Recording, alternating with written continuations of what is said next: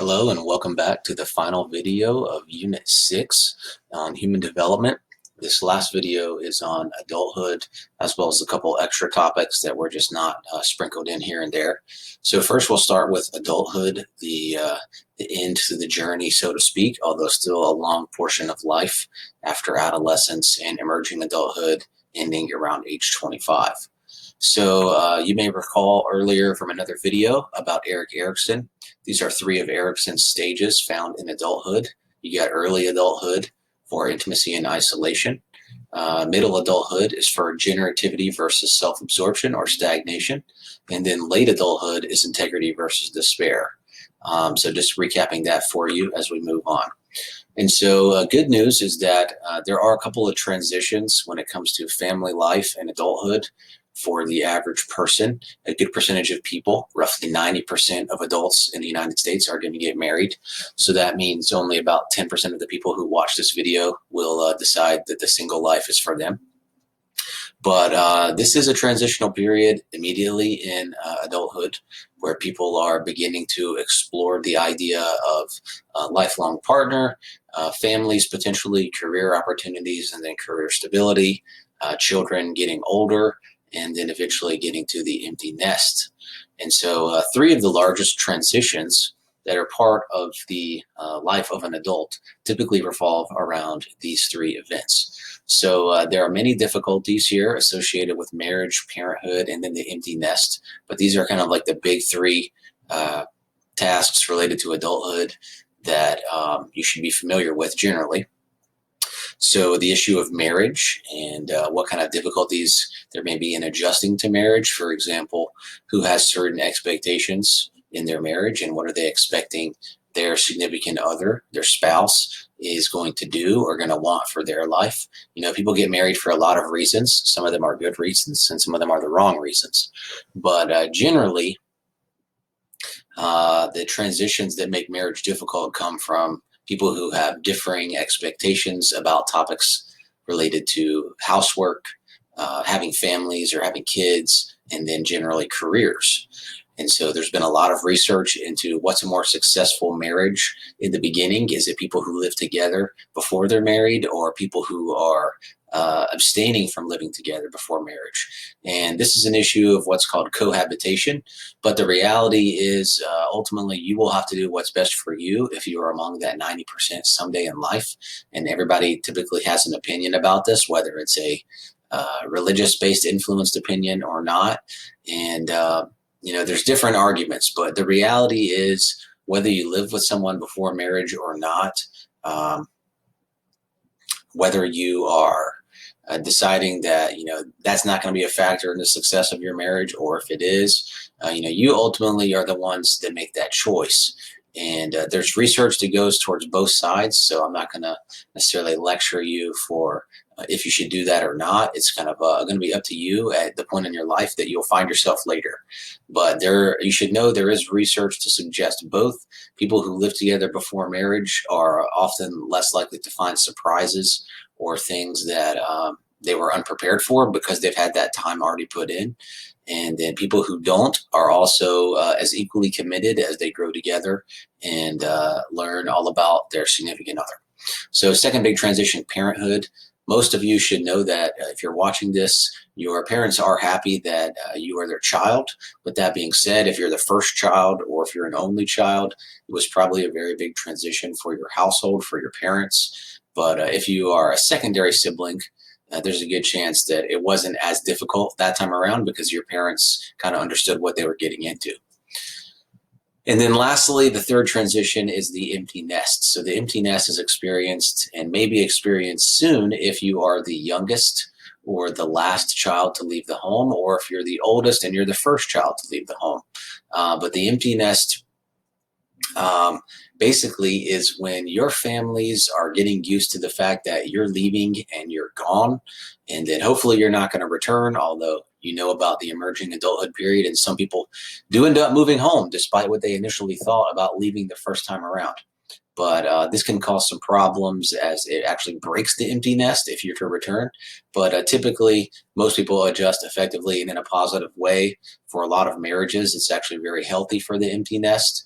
as it kind of can build some intimacy among the adults in the household and kind of go back to having more independence overall, which is a good thing. What about some of the negative effects of how I say negative? I mean, these are not having to be negative, but they are generally considered less than desirable, aging and physiological changes. So unfortunately, there's some self-concept issues because it's no secret that as you get older, people typically have hair loss and hair thinning, as well as graying and baldness, especially in men. Men are typically the ones experiencing the baldness, not too much women. But body fat also tends to increase while muscle mass is going to decrease, and weight then will increase with age. And that weight that's increasing, again, is not typically muscles. I've often found that there's typically a difference in men and women, and that men typically, if they don't have a desirable body image, a certain physique that they want by a certain age, men will just kind of give up. And women, on the other hand, will always be concerned with body image. They're never going to want to allow themselves to look a way that maybe hurts their own self-concept, although it does certainly happen for anyone. And these are all things that are going to happen regardless. But men typically will give up about maintaining a certain physique, whereas women will always try to do what they can. Some sensory changes that will affect you: vision and hearing decrease, although luckily this is 2020. We have many compensation tools to help, such as glasses and hearing aids and the like. So this is not something to be too worried about. And then there are also hormonal changes. So for women, women typically begin and go through menopause around age 50 or in their early 50s. And this will bring an end to women's menstrual cycles, as well as any likelihood that women would ever potentially get pregnant. So for some women, this can be brought on with many different side effects, ranging from hot flashes and fatigue. There's a lot of things generally, but ultimately menopause is kind of got its pros and cons, more so pros. I think by the time someone's in their 50s, they're probably not looking to have children as well. So it doesn't expect to be too bad, although I'm saying that as a man. Some other aging and neural changes. These are the less than desirable ones, unfortunately, but various forms of dementia. So as people get older, brain tissue and brain weight tends to see a decrease, although this is not necessarily connected with dementia.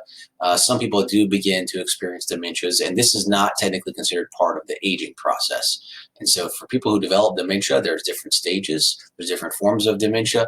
It's just a cognitive deficit. So by now, I'm sure many of you are familiar with the most famous form, which is known as Alzheimer's disease.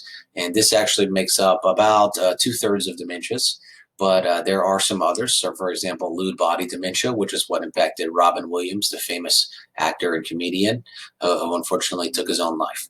But dementia, if it is in the form of Alzheimer's disease, is not a very good diagnosis. Sadly, it does impact people over the age of 75. It also can impact people in earlier stages. So there's early onset dementia, and it's a kind of a progressive disease over its about 8 to 10 year cycle, where essentially the brain and the body kind of lose their communication abilities over time.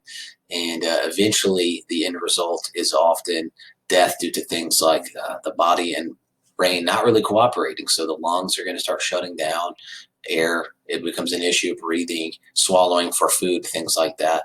So really a terrible experience that nobody would want to have wished upon them. But hopefully in our lifetimes, we'll see much progress and research into this, and looking at some possible protections in place, or some treatments that are better and give people a better onset for their diagnosis. Giving a more healthier prognosis would be ideal. Other cognitive changes associated with aging are about the cognitive speed. So as you get older, it is going to be harder to keep your mind as sharp as it used to be. Although the 40s in life is considered your most productive decade due to the stability around likely your family and your children's ages, perhaps, your relationships with your significant other, as well as your possible career stability, 40s is expected to be very productive. But as you're aging, it is worth noting that there is a cognitive speed that is going to decrease, and that's actually the first part of your cognitive changes that you may notice. It doesn't mean that you're going to suddenly not be able to think fast or process things. It's just the first ability really to be hit. There's a couple of theories about aging. This is not super critical for our curriculum, but I felt that people would always ask me in class, why do we actually get older? Some of it is you think common sense, but actually there are a couple of major theories about how you age and why you age. And so you can reference these here: genetic pre-programming as well as the wear and tear theory. So one of them basically says that we have cells that have built-in time limits and they can only copy themselves so many times. And after copying so many times, eventually the copying is just going to stop. Whereas the other one says that, look, over the course of life, our bodies go through lots of abuse. Our cells are gradually wearing out. And after a certain amount of time, our cells basically expire, and then so do we. So something to think about. A couple other tidbits here. We've got the death and grief cycle. So this has been proposed from Elizabeth Kubler-Ross, at least one special model, which is called DABDA, D-A-B-D-A, which stands for denial, anger, bargaining, depression, and acceptance. I would encourage you to watch Sprinkle the Goldfish video on YouTube, and you can kind of understand what's going on there. This is not meant to be the only death and grief cycle. It's just one possibility. But there's also another video from Robot Chicken. It's about a giraffe who is stuck in quicksand. And it's a little explicit, although it's censored, but it will give you a good idea of the death and grief cycle. Again, they don't have to occur in this order. This is just one model for death and grief. Okay, we're actually not looking at that right away. So a couple other elements of human development, some theories and ideas. This kind of will go to contradict some of the ideas or criticize some of the ideas of the major theories of the unit. So I thought this would be a good thing to wrap up with. One thing, there's a developmental theorist known as Konrad Lorenz, and he's basically associated as the baby geese guy for his research into the idea of imprinting. Imprinting would be if for some reason you were hatching a baby duck or goose, I forget what the name of it is, to be honest, at the moment. But if you were to hatch one of these baby eggs and then it saw you and began to follow you around, it may be actually imprinted that the first exposure that this creature is going to see is its guardian, its caretaker, its keeper. So it's going to follow you around, similar to the experiment on attachment with Konrad Lorenz, who is involved in a pretty similar study. So just something to note. Again, not too huge, but making some note of it now couldn't hurt you. So one of the theories I explained earlier in a previous video was on morality from Lawrence Kohlberg. And Lawrence Kohlberg's theory of morality has been criticized pretty heavily by a woman named Carol Gilligan. You can see her here. She criticized him for having a lack of concern over the gender influence on morality. So Kohlberg's ideas, like the Heinz dilemma and the ideas about how we develop morality, were assuming that boys and girls came to moral conclusions the same way, even though the tests that he would run were based purely on the responses of boys. And Carol Gilligan has basically said that that's not exactly going to fly with girls, because one of the main areas that is influencing man is masculinity and physical strength. And so there is a gender influence on morality, and that girls in their sense of morality may not develop in the same exact way as boys. So she tried to raise attention to that and to the idea that his model was purely based on responses of boys. So she's someone definitely to make note of. We also have Lev Vygotsky. He's not as much of a critic for Piaget and the theory on cognitive development as much as he is a guy who's kind of just proposing his own theory about cognition and cognitive abilities. And so basically he argues for private speech being the most important part for language. If you've ever seen a child who's kind of having conversation or talking to themselves, one of the things that you'd be able to notice is like, hey, there's nobody around, so why are you talking? And so Vygotsky states that the reason kids do that is that they're practicing, they're rehearsing, and it's our duty to help fuel their cognitive development and interaction, letting them interact with teachers and parents and other siblings and other kids. And that private speech in that time is very, very important because they're practicing language, which is the foundation for cognitive development in general. So private speech is really, really important for Vygotsky's theory, social-cultural theory of cognitive development. Yeah, this is basically pretty standard. Cognitive abilities being innate. So infants seeming to exhibit surprisingly numerical abilities, and what do kids understand about the mind, even in early ages?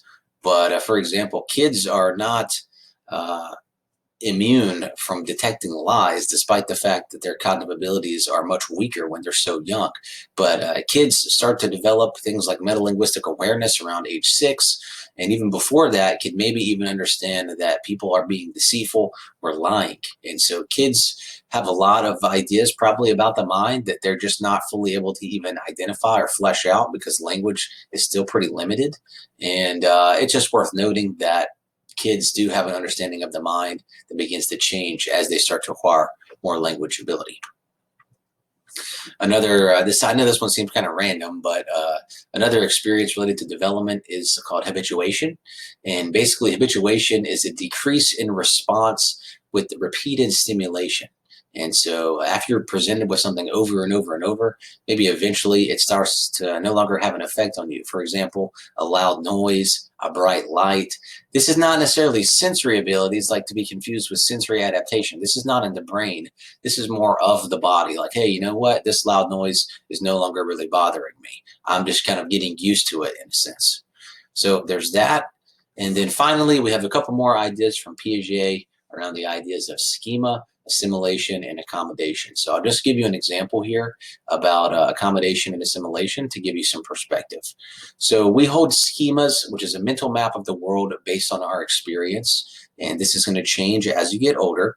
But I may hold a schema. This is pre-September 11th, 2001. Okay, so I might have a schema about planes. They fly around. Sometimes there are accidents. That's my view. That there could possibly be an airline accident. So I'm sitting around, I'm in 7th grade in 2001, and I'm going to have to start using assimilation because little do I know, but I'm about to find out that a plane has actually crashed into one of the World Trade Center buildings in New York. Okay, and so what I have to do is integrate this information into my already existing view. Maybe my view is just about accidents or about planes. And now I'm going to say, hey, you know what? It's possible that a plane could accidentally crash into a building. It's definitely not common, but it is a possibility. You know, there's so many planes flying. Who knows what could happen? I'm assimilating this information into my view where I don't have to actually change my schema. So I still basically am holding on to the same view. Planes fly. Sometimes planes could get into an accident. It could crash into a field. It could also crash into a building, sad to say. So that's me assimilating. And then little do I know, but in a few more minutes, I'm going to actually find out that a second plane has crashed into a literally side-by-side building in New York. And I'm going to find out about one that went down on a field in Pennsylvania. And I'm going to find out about a plane that crashes into the Pentagon. And now I'm in a bind because now I can't just hold that same view and say that like, oh, a plane could crash into a building, in another building, in a field, in the Pentagon, all roughly around the same morning time. That's going to force me into accommodating or modifying my schema into a new one. So now I have to say, okay, planes that crash into buildings could be accidents, but they could also be acts of terrorism or acts of terror. And just because a plane crashes into a building doesn't mean it was necessarily an accident. So I've actually had to now alter my schema.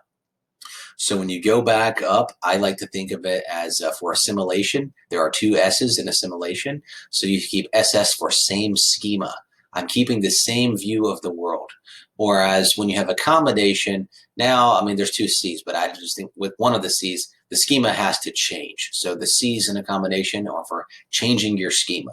And that's actually going to do it for Unit 6 on human development. So if you've been watching these videos, I hope you found them helpful. Feel free to leave comments if you would like, things, tips, questions that you might want answered. And as always, stay healthy, and I look forward to Unit 7. All right, adios.